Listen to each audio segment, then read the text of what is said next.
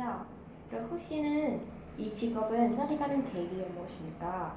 이 직업은 하기 위해 어떤 노력을 하셨어요? 저 같은 경우는 이제 특별한 계기로 호텔업을 시작을 하게 됐는데, 사실 저는 이제 전공이 전자공학입니다. 근데 전자공학을 공부하다가 아무래도 이게 서비스 쪽에 있는 사람들하고 일을 할 일이 좀 있어 하다 보니까 너무 마음에 들어서 하게 됐고, 그러면서 이제 특별히 공부한 거는 아무래도 외국어가 공부가 되겠죠. 그래서 저 같은 경우도 별도로 영어 공부를 유학을 갔다 왔고, 또 통해서 이제 일본어를 위해서 이제 한 별도로 또 어학을 다녀왔고, 최근에 들어서는 이제 저도 이제 매니저라는 직업을 하다 보니까, 최근에 들어서 이제 중국 분들이 많이 늘어나시는 추세다 보니까 그거에 발 맞춰서 저희도 이제 중국어 공부를 또 시작을 하고 있는데, 아직은 뭐 부족하게 하지만 아무쪼록 호텔업계에서 일하면서 가장 필요한 거는 외국어가 아닐까 싶습니다. 대단하시네요. 아닙니다. 그럼 이 직업은 얼마나 하셨는지 지금까지 이 직업에 대해 만족하세요? 제가 지금 이제 한 8년 차 됐는데 굉장히 마음에 들어하는 직업 중에 하나고, 또 만족도, 저 스스로는 만족도가 굉장히 높은 직업이라고 생각할 수 있습니다. 그럼 현재는 자기한테나 이 직업은 볼만한 것이나 원하는 것이 있나요? 한번 얘기해 주세요. 불만이라기보다도 이제 요청사항이죠. 그래서 왜냐하면 이제 한국 문화가 이제 그 호텔업이라는 시작을 하다 보면은 이제 뭐라고 얘기해야 되지? 그거를 그 외국의 분들이 많이 한국을 들어오시잖아요. 그러면은 한국 사람들이 아직까지도 이제 외국에 조금 우리나라 경제보다도 뒤떨어져 있으면은 무시하는 경향이 있는 직원들이 간혹 생길 수가 있는데, 호텔업을 시작하는 직원들은 이제 그런 거를 좀 배제할 수 있게끔 상대방을 더 배려할 수 있는 마음을 좀 가졌으면 좋겠고, 그리고 제가 한 가지 더 원한다고 하면은 이제 한국에 더 많은 이제 호텔 학교들, 그리고 이제 실무 현장에서 공부할 수 있는 직원들, 이제 물론 이론적인 것도 중요하지만 실무 중심의 이제 교육을 좀 더 많이 활발하게 했으면 하는 게 제 간절한 마음입니다. 그러시나 봐요. 네, 이걸 세대를 발전을 갈수록 호텔 산업은 호텔의 수는 늘면서 직업의 흡수를 엄청 필요하네요. 그러면 일상생활에 스트레스 많아지면서 보통 어떻게 해요? 풀이법 혹시 있나요? 네, 뭐 저 같은 경우는 원체 뭐 그러니까 사람마다 조금씩의 타이밍이 있는데, 저는 이제 스트레스를 잘 받지 않는 성격인데, 그래도 스트레스를 받는다 그러면은 뭐 저 나름대로 스킬이라 그러면 저는 무조건 여행을 갑니다. 그래서 최근에 이제 중국에 이제 베이징, 이제 저희가 되는 그 외국의 체인 호텔인데, 중국 베이징에서 크게 그 저희 윈덤 계열에 있는 호텔 직원들을 다 초청을 해서 이제 그 워크숍을 한 게 있는데, 그러면 저도 모르게 거기 제가 스스로 또 지원을 하게 됐고, 대표님한테 허락을 받고 사인을 받아서 이제 갔다 오면서 이제 가서 이제 그 중국 문화도 좀 보게 되고, 그러면서 이제 거기서 사진도 찍고 뭐 하면서 이제 저희가 적용할 수 있는 그러면서 이제 스트레스를 풀고 있는데, 뭐 직원 뭐 어느 분들마다 다 틀리겠지만 저는 그러면서 풀고 있습니다. 다양한 생활을 즐기시죠. 네. 네, 그러면 한국 관광산으로 발전에 따라 외국인은 관광객을 나로 증가하고 있는데요.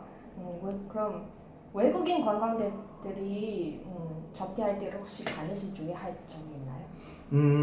아까도 비슷한 말씀을 드린 게 하나가 있는데, 한국 사람들 문화에는 아직까지는 조금 그런 게 남아있는 게 있습니다. 뭐냐면, 한국 문화가 급발전을 하다 보니까 그거에 맞춰서 직원들도 그거에 맞춰서 같이 교육이 되면서 같이 발전이 돼야 되는데, 경제가 발전된 반면에 직원들에 대한 서비스가 아직까지는 좀 뒤떨어진다고 생각을 합니다. 예를 들어, 뭐 어떤 손님은 정말 젠틀하고 하는 분도 있다고 해도, 그런 분들을 상대하는 스킬은 모든 직원들이 다 동일하지만, 내가 봤을 때 저분은 우리나라보다 떨어지는 국가에서 왔네 그러면은 약간 무시하는 경향이 있는 직원들이 조금은 제가 눈으로 많이 본 것도 있고, 그런 직원들이 생기는데, 하여튼 그런 직원들이 생기지 않았으면 하는 게 개인적인 생각이고, 저도 이제 뭐 명동에 있는 시장에 이렇게 있는데, 그런 직원들이 이제 더 조심을 해야 되는 게, 외국인들은 말 한마디가 상처를 받을 수가 있습니다. 그렇게 되면 재방문을 할 수 있는 손님도 못 하게 되는 거죠.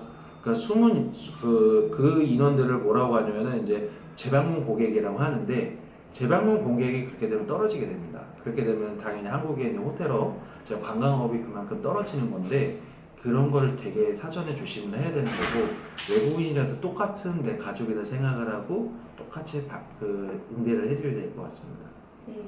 그러면 그런 직원을 생기면 어떻게 해결 방법할 수 있나요? 저희 같은 경우는 이제 따로 트레이닝 코스가 있습니다. 아무래도 네. 이제 국내 브랜드 호텔이 아니라 외국의 체인의 호텔에 있다 보니까 그 교육을 이수할 수 있는 시간이 있는데 물론 그 교육 이수할 시간을 벗어나서 2배의 교육을 하고 있습니다.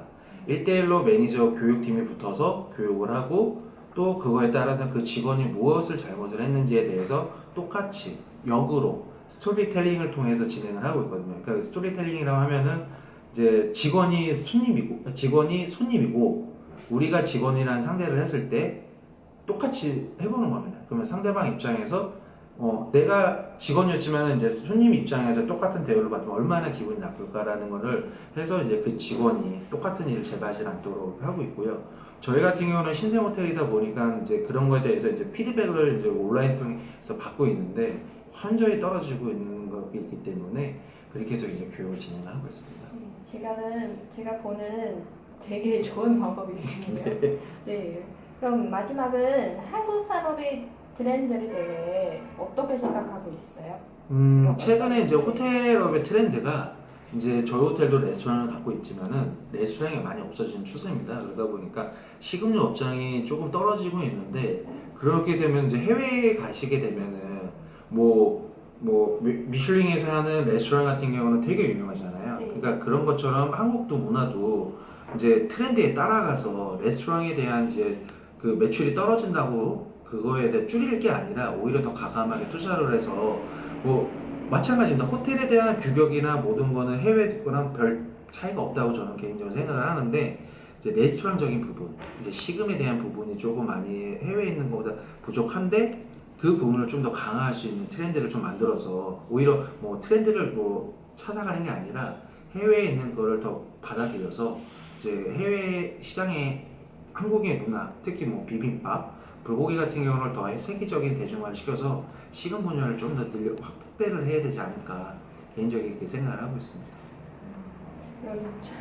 저를 이렇게 방문을 받아서 좀 많이 감사하고요. 오늘은 좋은 의견과 조언을 정말 감사드립니다. 별 말씀 오히려 네. 제가 감사하죠. 네. 네. 그러면